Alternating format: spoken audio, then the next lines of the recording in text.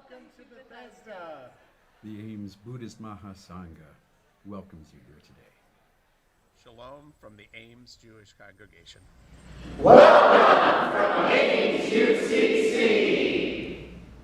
We are Collegiate Presbyterian Church, and we are proud to be with you today. Collegiate Wesley welcomes you.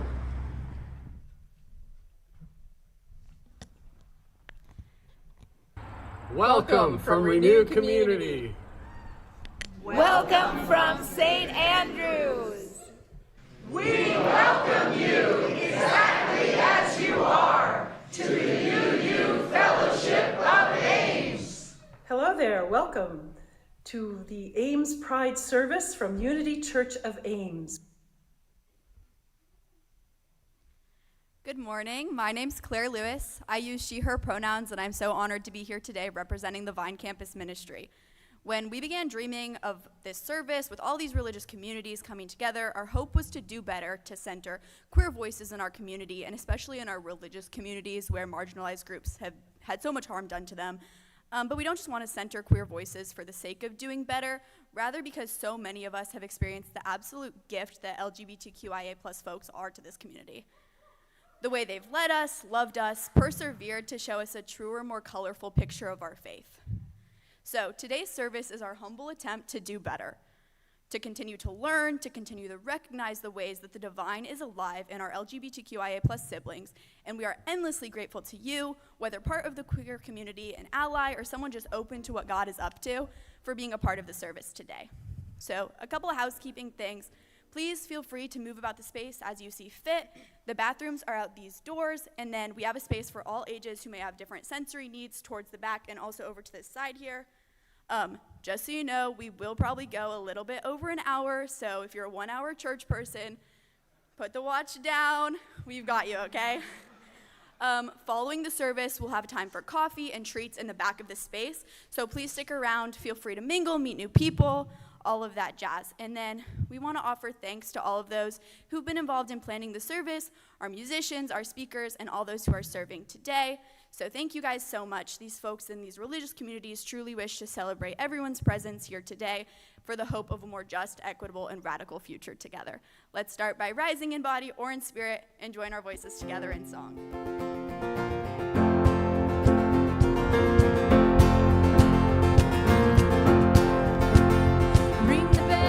Time I mean it, bid the hatred fairly well, give back the pieces of my spirit, take a counterfeit to hell, bang the drums, this means war, but not the kind you're waiting for, we say mercy won't be rationed here, that's what we're fighting for, if all is fair in love and war, then what the hell is love and even for? Sing it loud enough, we'll keep on adding voices up.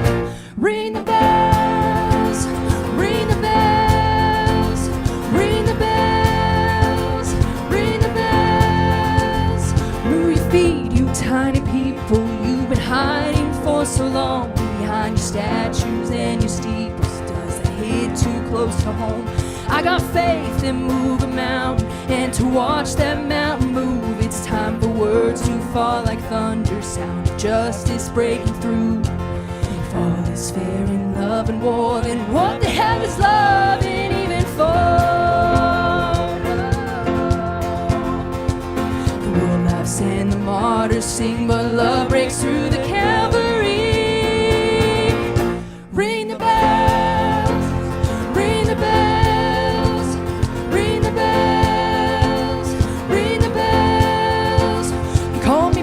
Instead of son, and I ain't the only one, was in the throne room of a kingdom where I found that I belong. I ain't scared to force the fortress, I have seen them fall before. With the broken bones you built it, but it crumbles board by board. If all is fair in love and war, then what the hell is love and even for?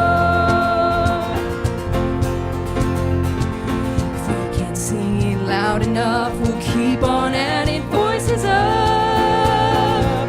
Ring the bells, ring the bells.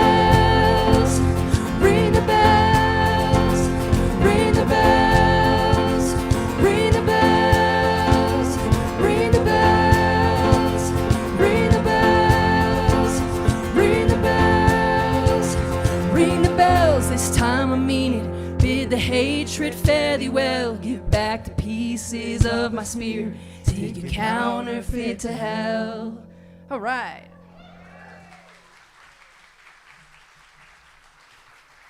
We'll go off that.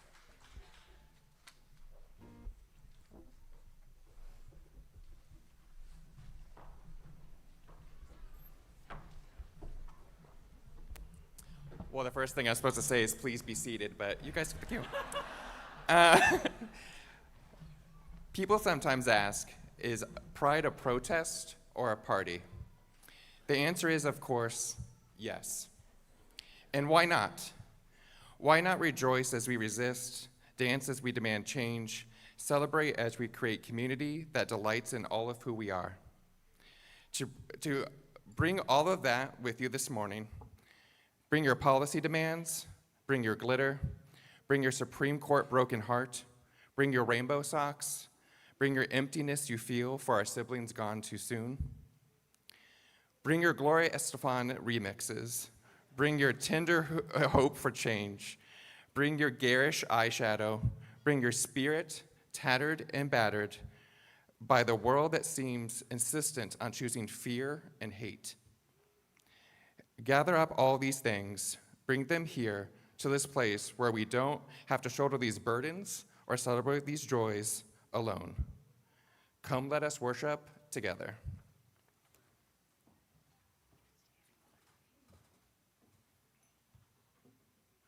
Good morning.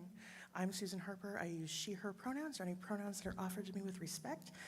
I am here as a representative of our wide and diverse Central Iowa contemporary pagan community. And like a true bisexual, I have another community, so I'm also Unitarian. Don't make me choose. I love looking at all these people. So I'll invite you to take just a moment to kind of soak up the atmosphere and kind of get still inside yourself for a moment. There's so many ways to feel with spirit here. And then take a deep breath in and out. And we welcome the spirits of the north, the guardians of the element of earth, that grounds us, that gives a strong foundation from whence we come and to whence we return. And we take a deep breath in and out. And we welcome the spirits of the east, the guardians of the element of air, our communication and our inspiration. Let it carry our words and our intent, and let us speak clearly and loudly. And take a deep breath in and out. And welcome the spirits of the south, the guardians of the element of fire, our creativity, our phoenix-like ability to rise from the ashes, and the powers of transformation. And take a deep breath in and out, and welcome the spirits of the west, the guardians of the element of water, our blood, our sweat, our tears, the forces of spirituality and gentle change, of transformation, the element without which we cannot live. And then take a deep breath in and out, and welcome the element of spirit, the guardian of the center, the divine as we know it, the spark of humanity and sacredness in other people, the mystery, the great cosmic wow, whatever you want to call it.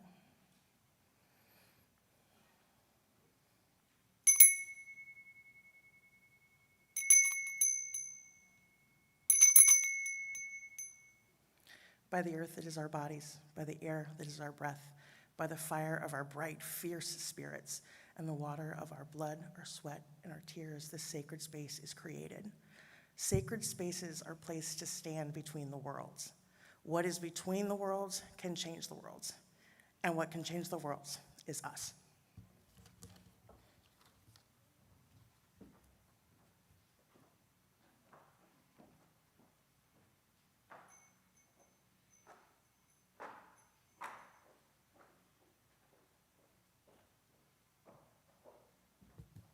Good morning, everyone. My name is Joey Wittenbrink. I use he, him pronouns, and we are going to start our time for all ages you will be reading Julian is a Mermaid by Jessica Love.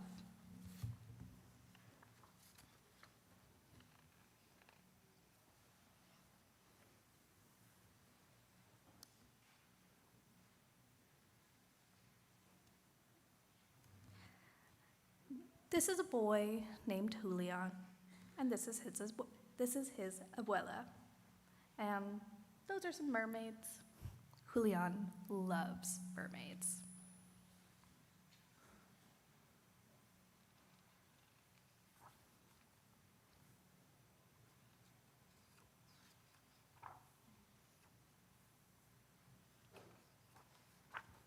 Vámonos, mijo. This is our stop.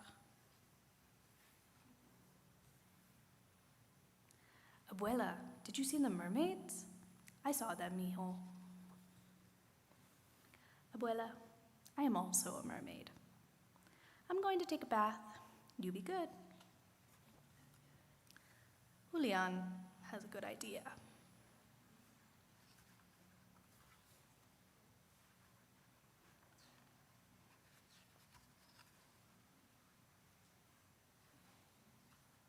Oh. Uh-oh. Come here, mijo. For me, abuela? For you, Julian. Where are we going? You'll see, says abuela. Mermaids, whispers Julian. Like you, mijo. Let's join them. And they do. And that ends our story. Thank you.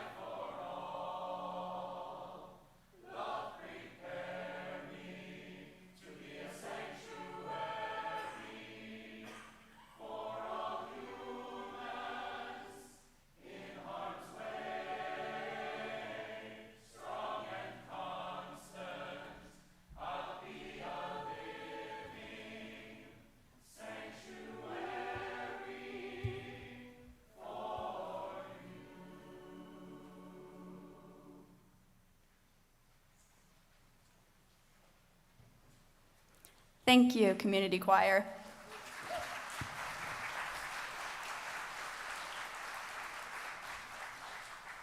I'm going to take this chance to introduce our speaker. Jean Carlos Diaz is a gay Puerto Rican speaker, storyteller, and leader in the Twin Cities. He serves as the director of campus ministry at Neon at the University of Minnesota, a student group committed to social justice for people and planet and spirituality shaped by joy and Jesus. He has a deep connection to Ames, Iowa. This month, he celebrates 25 years since moving from Puerto Rico to Ames, where he learned English, became a follower of Jesus, and eventually spent 3 years studying at Iowa State University. So let's welcome Jean Carlos.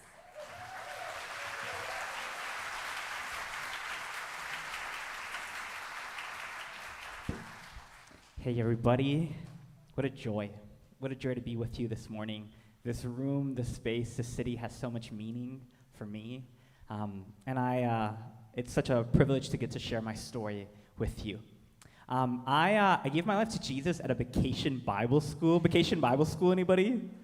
Yeah, we could walk to that building, in fact. I gave my life to Jesus at University Baptist Church, which no longer exists, but has a building. And I discovered many things that day. One was eating dirt. Has anyone ever eaten dirt before? Yes, but in Jesus' name, right? Like, we had pudding, like chocolate pudding, right? And like gummy worms, and like chocolate sprinkle, Oreo, crushed up Oreos on top. I ate dirt. And from there, I began this like journey of spirituality, this journey of walking with Jesus. Then I went to middle school and I moved to Minnesota. I was not cool in middle school. Anybody else not cool in middle school? Yeah, I see you. My husband is from Ecuador, and there's a saying, and the saying goes, if you were cool in middle school, you are not cool now. So apologies on everyone who didn't raise their hand a moment ago. But if you were not cool in middle school, this is your time.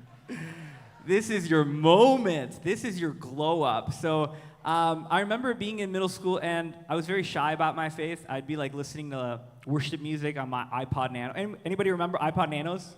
Yes. Your little clicky wheel, and I'd be listening to worship songs, and people would come to me and be like, what are you listening to? And I would be like, music. Because I don't want to say like Hillsong United. That's weird. And so I remember just like in that season, like Jesus was my close friend. In that season, Jesus was a friend when I didn't have many friends. And so I began, go to youth group and read my Bible and pray and all of that. I remember then I went to high school. And in high school, I went from knowing Jesus to making Jesus known. And so I remember I went on a mission trip to Kansas City. And I know, like, I'm from Minnesota, so, like, Kansas City is not that far away. But we got on Highway 35, and, like, we, like, I think, like, painted a house and, like, volunteered in an elderly home. But I had so much purpose. I had so much community. Like, I would wake up, and I was on mission with God in the world and with my closest friends. And as I drove back on Highway 35, back to Minneapolis, I realized, why would I spend $500 to do ministry in another city when I could go to my own city, my own school, and do ministry for free? And this was me going into my 10th grade year, my sophomore year of high school. And so me and 3 of my friends from youth group, we started a Bible study at our school. And in our first week, 60 students showed up. And for context, my youth group was like 20 people. And somehow like 60 students were coming to our Bible study, the Blaine Bible study. And I like to say that over the next year, I brilliantly and expertly grew the group from 60 people all the way up to 20 people. I was a 10th grader, and I was preaching every other week and leading a ministry and like figuring out how to do small groups and figuring out how to like be like a 10th grade pastor, And so that was a whole deal, and we didn't know what we were doing. But about a year and a half of doing it, we started like getting our groove. Like we started, and this was really cool in 2010. I just promise you it was so cool. We changed the name of our group from Blaine Bible Study It's a catalyst. Ooh. And because we wanted Christ to be the catalyst in our lives and in our schools. There are people here who are part of that, so shout out to you. And all of a sudden, our group went from 20 to 40 to 60 to 80 on a regular basis, and then up to 200 people in our auditorium. And we felt God was doing something in our midst, so we felt called to help other students at other schools start their groups. And over a course of 5 years, we started 5 student-led campus ministries, then 15, then 30, then 50. And why am I telling all of this to you? Is this just like a humble brag about, what I did in high school? Did I peak in 12th grade? These are all valid questions for you. But the reason I'm telling you this is because in that season, 2 things were happening. Number 1, I was seeing God move in my life and in my school. And number 2, I realized I was gay. I didn't realize I was gay at a club or doing weird things. I realized I was gay leading a campus ministry. And I remember coming to that realization in my 12th grade year of high school and telling one of my best friends, someone who was a co-leader and is still one of my closest friends to this day. But when I told him I was gay, I was not coming out to him. I was making a confession. I was not telling him, this is who I am. I was telling him, I am so ashamed of who I am. Is that what God is like? Is that what this religion thing is about? And I remember being in that car confessing how ashamed I was. I mean, you have to understand, in my context as an evangelical, there aren't many more worse things than being gay or being trans. It was like there's murderers, there's people who do terrible things in the world, and then there was gay people. And I remember feeling the weight of that as a high school senior. But I was taught that following Jesus was about denying yourself, picking up your cross, and following him. And I love Jesus more than anything, more than sex, more than relationships, more than marriage, more than school, more than ministry. I loved Jesus. And I committed myself in that moment that I was going to follow Jesus by not being gay. And that began a series of years of my life where joy and peace were difficult to find. I remember coming to this school after graduating from Blaine High School and being a part of ministries and spaces that told me that to follow Jesus was to do everything I could to not be gay. And I did, and in fact, I filled my life with ministry. I was a business student. Anybody else a business student? No offense, but that's not very hard. I love you. You're amazing. And so I was feeling 40. I was working 20 hours a week, going to Jardine and living in Maple. But I was spending 40 hours a week on ministry, right? Because if I could just do enough God stuff, if I could just do enough preaching and teaching, if I could just help enough high school students, if I could do enough evangelism, if I could do enough spiritual practices, then maybe I wouldn't have time to be gay. Could you imagine the weight of that on a 19-year-old? And I was a part of ministries and spaces that encouraged me to do that, right? And I remember, this is just a quick observation. In my short life, by the grace of God, there have been moments I've become more kind, more patient, more loving, but I have never become more straight.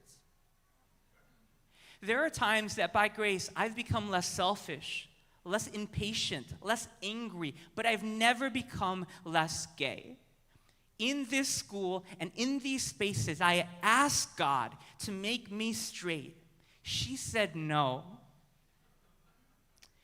And so I kept working, and I kept doing a ministry, and I kept giving all myself to God, hoping that would eventually lead to finding a cute Christian girl, and but at the middle of my junior year of college here, something beautiful happened. My life fell apart, and in a million pieces. One of those times where your life shatters and it breaks into so many pieces they don't even fall to the ground. they're so small they float in the air. Like, that's what happened to me my junior year. Like, I'd been doing ministry. I had found out that my mentor had been raising lots of money for what we were doing, but not giving all that money to us. And I became incredibly disillusioned. I mean, we're talking like hundreds of thousands of dollars raised, and we got pizza and we got T-shirts, and there was no transparency about where the money was. And these were the people who believed in me, much less the ministries and spaces on this campus that didn't believe in me. And I became incredibly depressed, and eventually I had to drop out of school because I couldn't, I just couldn't manage anymore. And I then healed a little, went back to school the next semester, and within 2 weeks dropped out again. So my life, just blew up.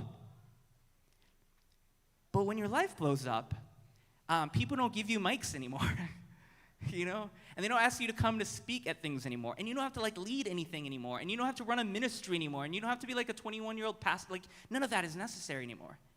And when that happens, you can finally be honest. You can finally stop and hear your body and hear God again, right? And so I remember I went up to a church in the Twin Cities that met at a bar, Amsterdam bar in St. Paul, and they were more progressive than me. They didn't think homosexuality was a sin, even though I thought homosexuality was a sin. And I remember being in this space, and now, this is when I started that space, I thought I was 50% gay and 50% straight. Now, I want to affirm that bisexuality is 100% real. I was just not bisexual. And so I would go to my church and I'd be like, I'm 50% gay and 50% straight. And they would say, we love you. We accept you exactly as you are. And then 4 months later, I'd be like, update, I'm 70% gay, 30% straight. And they would say, we love you and accept you exactly as you are. And then 4 months later, I would say, you guys, I think I'm 90% gay and 10%. And then as I'm saying this, it's like, no, I'm just gay. I'm just gay. But bisexuality, being attracted to women was like my excuse to not have to process who I was, right? I could just find a cute Christian girl, but I remember being in bed, I was 21, I was living with my parents at the time, and I realized I'm not gonna find a cute Christian girl. I'm not gonna get married, and I have to deal with this. And at the time, as a 21-year-old, I had 3 choices. I could follow Jesus and not be gay, option 1. But that was killing me. Actually, literally killing me, right? It was killing my love for myself, because it taught me that shame is not something to avoid. Shame is actually a spiritual practice somehow. And it was killing my love for others, because I would see queer people and I'll be honest, I know this might sound weird, but I'd grow angry because they could be free and I could never. And I would see straight people in relationships, and there would be this bitterness, there would be this anger of you get to have relationships, but I can never. Right? I remember at the time having this joke of, God, why is it that David could have 500 wives and I can't have one boyfriend, But that was and then of course it was killing my love for God, a God who told me, who made me gay and commanded me to be otherwise, right? Option 2 is I could not follow Jesus and be gay, and there was something promising there. There was something beautiful there. There was something wow, maybe that could work out. Maybe all I need to do is let go of this doctrine, let go of these beliefs, let go of this tradition that has at times harmed me. Maybe if I could just let go of this stuff, I could just finally be free. But Jesus, he had been my friend in that school bus in middle school. He had been my ally and my source in high school. He had been with me in college when it all fell apart. To leave behind Jesus for me would be to also leave behind a part of who I am. And option 3 was the scariest of them options. Option 3 was to follow Jesus and be gay. But there are entire churches and ministries in this town that told me that was impossible. That told me that was, to be a gay Christian is to be an oxymoron. And I remember just that one night having the weight of these three choices in my mind and the anxiety that I had as a 21-year-old. That this was not just a decision for the next week of my life, but this was eternity. Heaven and hell were somehow lined up on how I answered this question. And God's presence and relationship, all of it was just like on me at that moment, and just the weight of that. And I remember my mom coming to wish me goodnight, and she sees me as a mom sees you, and she noticed something is wrong. And she comes up to me in bed and she says, "What's wrong?" And I just said, "Mom, I think I'm just gay. I think I'm just gay. I'm not going to find a cute Christian girl. I think I'm just gay, and I don't know what to do. I don't know what choice to make. I don't know what path to take. I think I'm just gay, Mom." And then my mom looks at me, and she sees me, and she loves me exactly as I was, and she embraces me. No words, just she embraces me. And in that moment, I gained a conviction. In that moment, I gained a belief that is somehow connected to all the other beliefs I have. And it's a conviction I submit to you this morning. It's very simple. I cannot believe in a God that is less loving than my mom. I cannot believe in a God that is less kind, less beautiful, less generous than my human mother. But that in fact, the God I've known all these years, well, that God, the love my mom showed for me on that day was but a glimpse of the love that my heavenly parent has always had for me. What is God like? What is following Jesus about? Now, I started accepting myself. I started coming out of the closet. I started downloading Tinder. I started doing all the things in that order, I think. And about a month later, literally a month later, I go into the doctor, and I get diagnosed with a rare form of cancer. Now think about that. Like, I finally accept myself. Like, I finally, there. Now, my older brother, when I was 9 and lived in Ames, Iowa, and he was 10, he passed away with a brain tumor here in this town. And so again, so many feelings, so many emotions. So now I get diagnosed with cancer, and that leads to a very nonchalant conversation with my pastor over the phone. I call my pastor and I say, "Quick question, is God giving me cancer because I'm gay? Is God giving me cancer because I finally accepted myself? Is God punishing me because I finally came out of the closet? What is God like?" And my pastor gently says, "No, Jean, God is not giving you cancer because you're gay. You have believed that who you were was sin and shame for years. For years. It's going to take some time for you to heal from that. Give yourself time for you to heal from that." And I remember having multiple surgeries. I had 4 surgeries, and 2 of them I had to go under with anesthesia.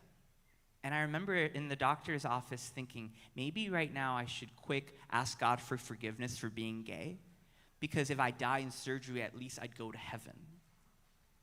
Is that what God is like? Is that what following Jesus about? And I'm proud I didn't do that. I'm proud that I would rather worship a good God or not worship a God at all. And I don't have cancer anymore, so that's yay for that. But I need you to understand that when I tell people I have cancer, they immediately know how to deal with that, how to sympathize with that. But it's important for you to understand that while cancer is so serious and was a very difficult chapter in my life, homophobia and the hate I had for myself was 10 times worse. Some of you understand what cancer can do to the body, but some of you do not realize what shame can do to the body.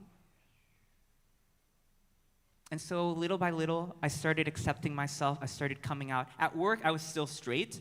And so I would have a really fun weekend, and my coworkers would say, "How was your weekend?" And I would say, "It was awesome. I went on a date." And they would say, "Awesome. What was her name? What was she like?" And I didn't have the courage to correct them. But eventually I was like, no, we got to solve that. So I remember I took a coworker aside, and I said, "Hey, I just want you to know I'm gay." And this coworker smiles, and she says, "You don't know this, but my son is gay, and I will accept you the same way I accept him." Is that what God is like? Is that what following Jesus is about? I had another coworker. It was a long day. I worked from 1 p.m. to 10 p.m. at the time at a call center. So we were tired. It was night. We were going out into the parking lot, and I take this coworker aside, and I say, "Hey, I just have to tell you something. I'm gay." And she screams in joy. Like one of those Oprah screams. See, I will not demonstrate now, but you want a car scream. Do you know what I mean? Just pure and unadulterated joy. She screams in joy. Is that what God is like? Is God overjoyed when you finally get to be you? When you finally get to be free? When you finally get to love all that God has made in you? And so then I kept coming out. And I had a friend. He had been a friend in high school, in middle school, in college, in ministry. And he was in Bible school in Chicago. And he came back and invited me to get brunch at Denny's in Maplewood, Minnesota. And I go, I'm so excited to see him. We order the pancakes, and he sits down and he opens his Bible, and he scans it and gets to 1 Corinthians. And he reads to me a passage that basically lists a bunch of sins, one of them being homosexuality. And it continues, and it ends by saying, "And those who do these things will not inherit the kingdom of God." So then he closes his Bible and he looks me in the eye and says, "I love you, but if you don't repent of being gay, you will not inherit the kingdom of God." Is that what God is like? Is that what following Jesus is about? And fun fact, when gay people when straight people look at LGBTQ issues, they'll do so for 30 minutes, an hour, 2 hours. It's a fun, interesting topic for them. But when gay people or trans people look at LGBTQ issues, they'll do so for 3,000 hours or 4,000. It's not an interesting topic. It's their life, right? So I'd seen that they had not done much homework on this, and so I was like, "Oh, thank you for bringing up 1 Corinthians." In fact, that passage was never translated to include the word homosexuality until 1946, which means that the most homophobic person 1,000 years ago would never turn to 1 Corinthians to condemn me, right? Fun fact, scholarly research doesn't sometimes convince people, that new piece of data and information didn't change this person's mind. And so then he turned to another part of, I think, 1st or 2nd Corinthians. It was about unfortunately, it was a weird passage of someone, and their mom, and it was weird, but he read that to me, and then he concluded that if I do not repent of my sin, he could no longer be my friend. He could no longer associate with me. And I looked at him and I said, "I love you, but I won't go back into the closet for you. I love you, but I won't harm myself further for you. If you want to not be friends anymore, you ended this friendship. I didn't." And I lost a friend that day. I lost a friend to homophobia and transphobia, but in some ways I lost a friend to religion. Two final stories. One day I go to an event put on by evangelicals about social justice, and I was really excited because I like social justice. Not many people showed up, but yeah, which says something there. But the thesis of the night was, we as conservative Christians, we should care about socio and economic justice, but let's not forget where women and gay people belong. They had someone do a poem, a spoken word about how women shouldn't be leaders. And they did that in past the year 2000, and in a public space. And then they start talking about gay people. And they start talking about gay people as if they were disgusting and somewhere in Uptown, somewhere far away, you know? But they were dumb enough to have a Q&A session at the end. There's no Q&A here, just kidding. And so I go up to the mic and I say, hey, you guys are talking about gay people like they're disgusting and somewhere else, but I'm right here. You're talking about me. Your words are harming me and the people I love. God loves me exactly as I am. Why can't you? Right?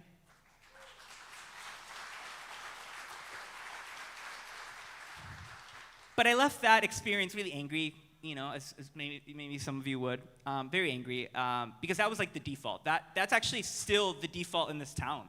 That's the default for what's faith and spirituality look like. And if we're not careful, that will have a monopoly over what love and justice can be. But I was angry. So I remember I was gonna go to church the next day, but I remember the Holy Spirit being like, no. Like, you are not ready to, you're not going to receive anything from church. You need to, I have something different. And so my dad invites me to lunch. Now, my dad and I don't talk about religion, in part because when I was in high school, I was kind of an asshole about it, and apologies. I was very religious in high school. They were not as religious as me, and I made that very, evident all the time. So we argued, and also he wanted me to be a software engineer at Iowa State, and I wanted to do ministry. We fought about that for years. So we just stopped talking about God. We just stopped talking about religion, which is, okay, that's a good boundary. And he invites me, but all of a sudden we start talking about death, and we start talking about life, and we start talking about spirituality, and God comes up, you're right, and my dad starts telling me why he doesn't go to church anymore. And he said, John, I had two sons. One of them was 10 and got a brain tumor. And religion told me, the church told me that God was going to heal him. And God didn't heal him.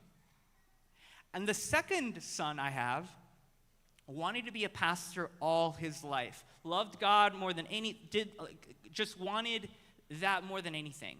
And now I have to watch that child be rejected by churches and Christians and people. I have to watch that child, just because of who he is, be treated like crap. And there's nothing I can do about it. I had two sons. And I'm heartbroken that they were treated like this. Is that what God is like? Is God heartbroken when his children are treated like shit? Is God heartbroken when his children are treated like something other than children? What is God like? What is following Jesus about? And finally, my grandma. I'm a little bit over time. My grandma. You know how some people need a minute to kind of accept that you're gay? Some people need a month or 6 months or a year or a couple years. And I understand that. That's a part of coming out. People need to process that. But my grandma loved me more than anything, but she was so religious, very Pentecostal, very evangelical, very, very religious. And so I was very scared to come out to my grandma because I didn't want her to not get it, My mom probably took 6 to 12 months to get it. My dad, a similar amount. But I remember sitting down with my grandma and looking at her and saying, Grandma, I'm gay. And she looks at me with kindness in her eyes, and she says, Nada podrá cambiar como yo me siento sobre ti. Nothing could change the way I feel about you. And then she continued, and this is a woman in her 80s. It's really important to realize that this whole affirming thing has nothing to do with age. There are people in this room that are in their 60s that are more accepting than some of the college students that walk around this campus. This has nothing to do with age.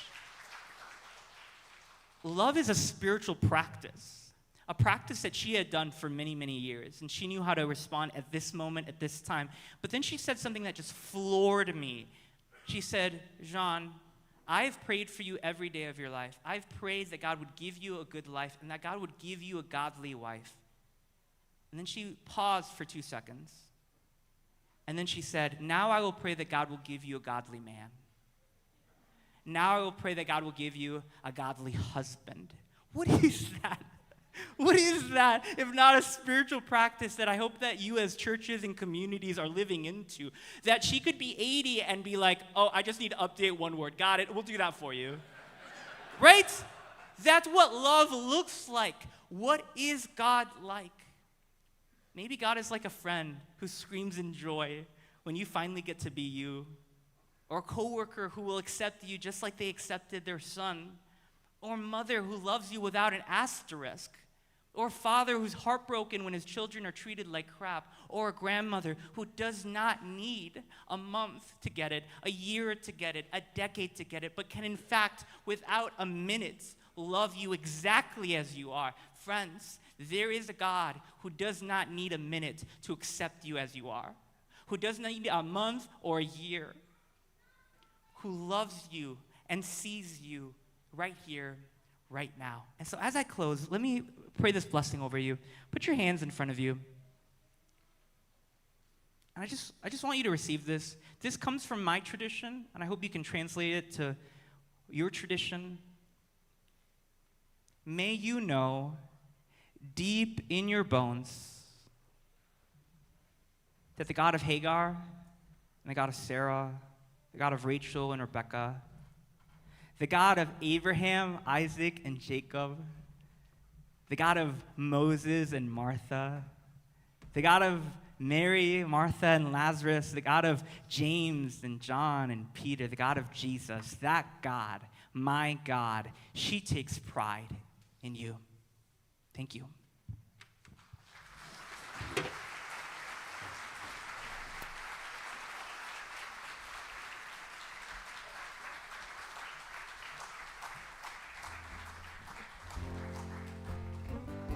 Let's stand together if you're able.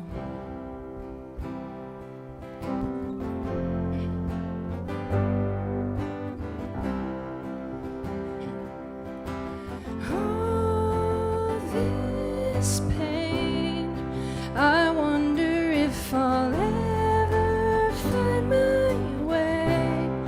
I wonder if my life could really change at all.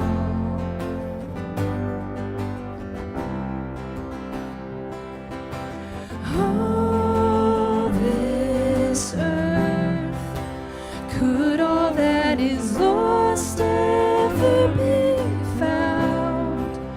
Could a garden come up from this ground at all?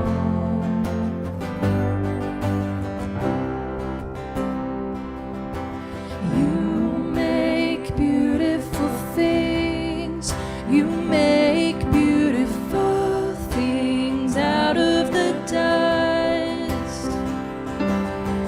You make beautiful things.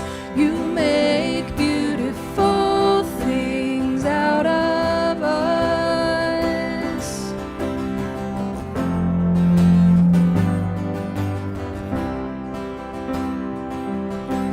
All around, hope is springing up from the soul ground. Out of chaos, life is being found in you.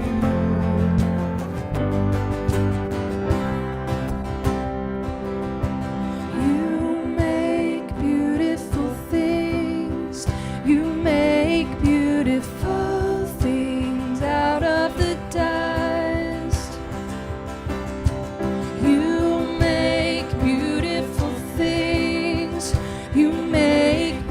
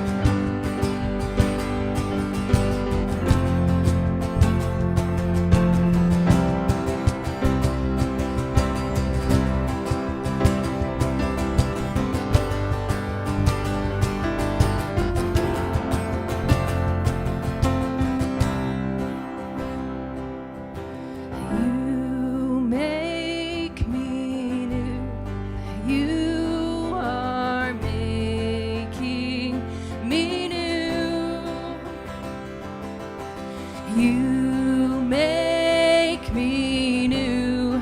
You are making me new. You make me new. You are making me new. You make me new. You are making me new. You make me new. You are making me new. You make me new. You are making me new. Oh, you make beautiful things. You make beautiful things out of the dust. You make beautiful things. You make beautiful things out of us. You make beautiful things. You make beautiful things out of the dust. You make beautiful things. You make beautiful things out of us.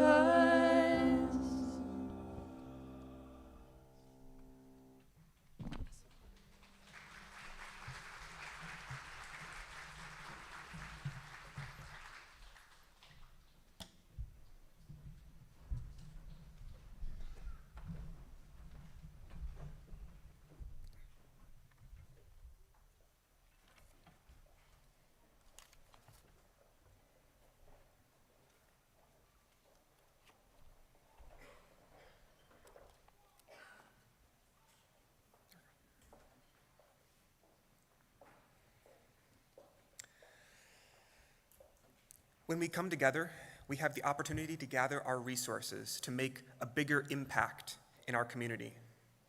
Today, our offering will go to the organization in Ames that centers queer voices, needs, and joys.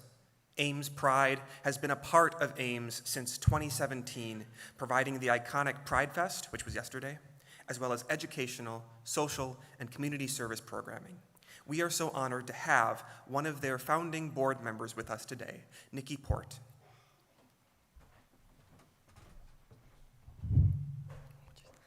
On behalf of Ames, it was a really good Pride Fest, so that's how you know when my voice is like this. On behalf of Ames Pride, I'm here to thank you for your support. To those of you who attended Pride Fest yesterday as sponsors, vendors, or revelers, I see some familiar faces here. Thanks for being there. To those who contributed to last year's offering, which we want you to know bolstered our Ames Pride programming throughout the year beyond Pride Fest, so thank you for that offering last year. And to those who look forward to the work we will do with today's offering. This offering will be used to support Pride Summit Ames, PSA. It's a collective of organizations in Ames that serve the LGBT community. PSA brings together organizations K-12, Iowa State University, community nonprofits, and others to fill in the gaps that exist in Ames due to anti-LGBTQ legislation and the loss of safer spaces on ISU's campus because of it. Ames Pride is uniquely poised and firmly committed to this effort, and your offering today will boost the work that these organizations are going to do together in the upcoming year. Thank you for your generosity now and into the future.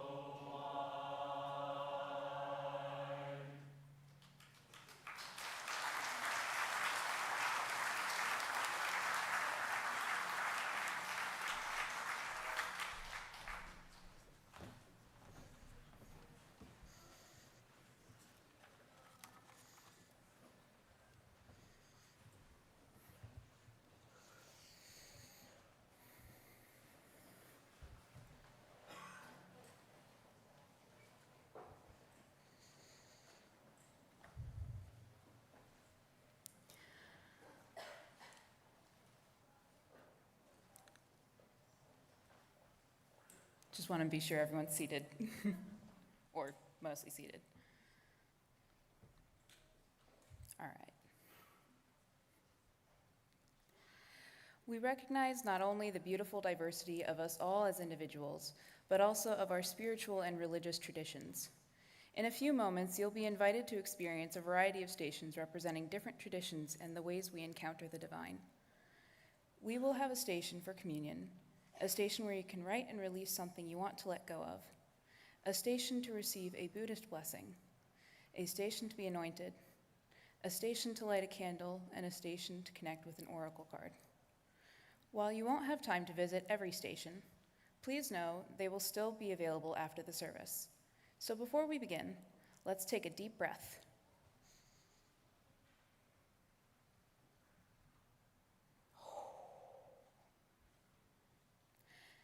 Now be free to go and encounter the divine.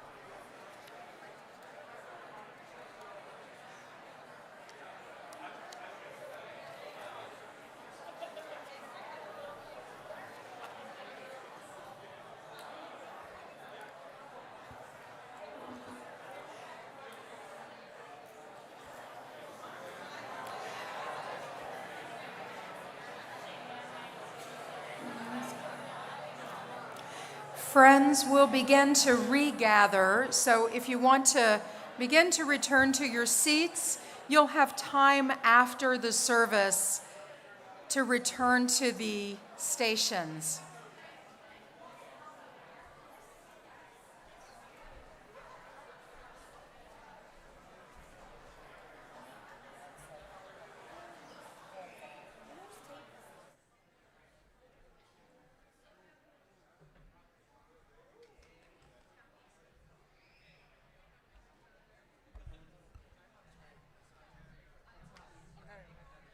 I gotta just ask it. How would you feel if I went no stand this one, just to like boost? Do you care, or do you want me to leave it on the stand? Does it look better? I think just let's do it like we practiced. Okay. Cool. I don't like to deviate too much because then it throws everything off. Yeah. Oh, those candles smell good. Ready? Yeah, I'll invite them to stand maybe after the first chorus.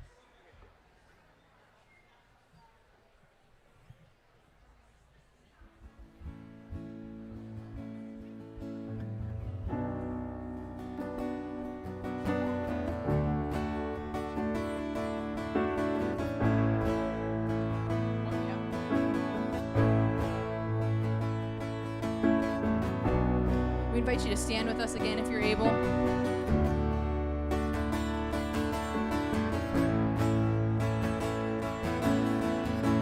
We dream of you on city streets, breathing again on our bones. We dream of you at kitchen sinks, your glory filling our homes. We are not beasts of burden, we are children of grace, and the blue in our colors is a garment of praise. We dream of you on country roads, strolling along with our friends, leaving behind flickering screens to be together again. We are not beasts of burden, we are children of grace, and the blue in our colors is a garment of praise.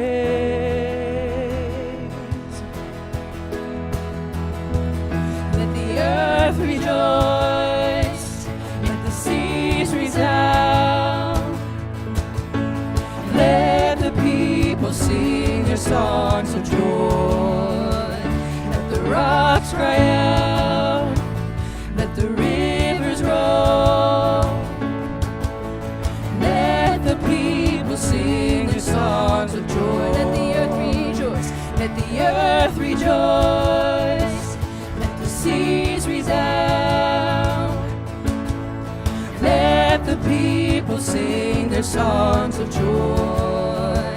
Let the rocks cry out, let the rivers roll, let the people sing their songs of joy. We are not beasts of burden, we are children of grace, and the blue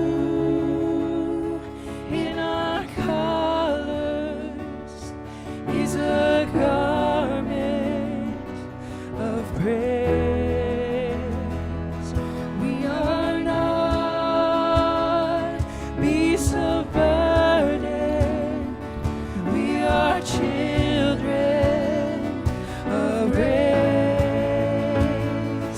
and the blue in our colors is a garment of praise.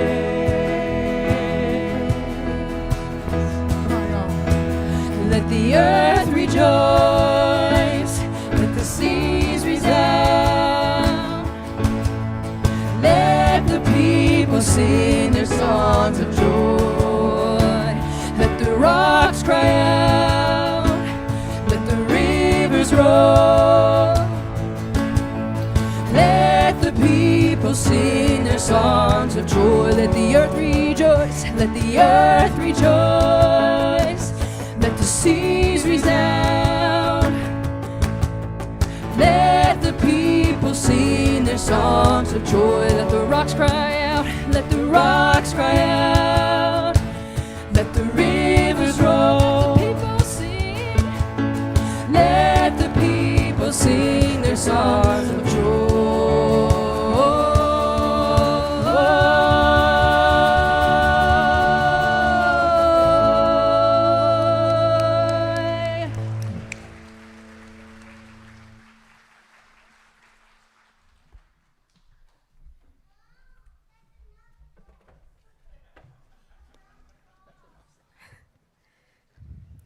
We want to sincerely and genuinely thank you for joining us in this sacred space today. Your presence has ushered in a more full and colorful and lively experience of the divine. After our closing, please hang around to enjoy snacks and drinks, to visit any stations you might have missed, and connect with new and old friends. You can continue to find information about the religious organizations who were a part of our service today and recording of this service on our website, pridesundayames.org. Now, let's rise in body or in spirit to join our hearts and voices in our closing blessing. Dr. Sue, will you come up and release the directions for us?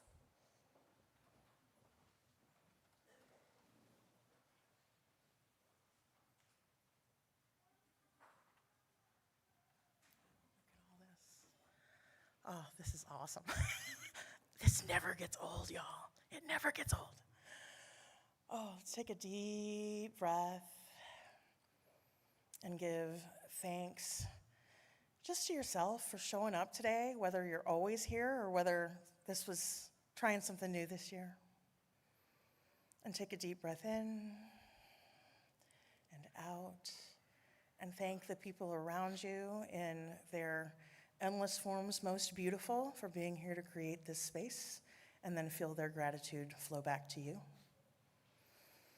And take a deep breath in and out, and give thanks for our wonderful speakers and singers and band members and treat bringers and AV people, all the people who made this happen today. And then let's take a deep breath in and give thanks to the divine in whatever form she, he, it, or they showed up for you today, even if it was through simply the spark and being with your fellow humans. And then take a deep breath in. West, south, east, north, thanks to those that we've called forth. Water, fire, air, earth, return you now to Gaia's girth. The circle is open but unbroken. Take a piece as you go in your heart.